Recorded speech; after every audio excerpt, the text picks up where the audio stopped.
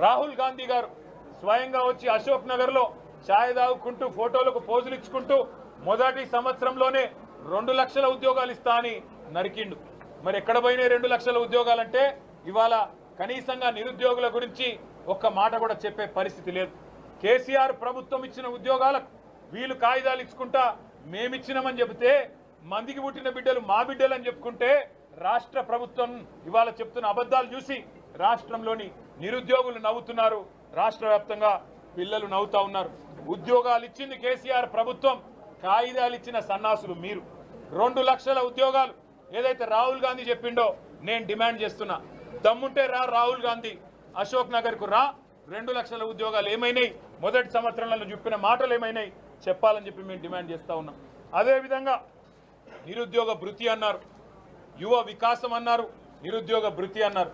4000 రూపాయలు ఇస్తాం, కేసీఆర్ గారు మోసం చేసినారన్నారు.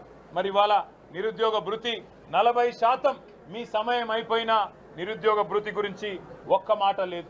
విద్యా భరోసా కార్డు అన్నారు, 5 లక్షలు అన్నారు, అది కూడా ఇప్పటి వరకు కనీసం ప్రస్తావన లేదు. ఇంకా సిగ్గు లేకుండా ఉన్న గురుకులాలనే నడపలేని అసమర్థులు, ఉన్న గురుకులాలనే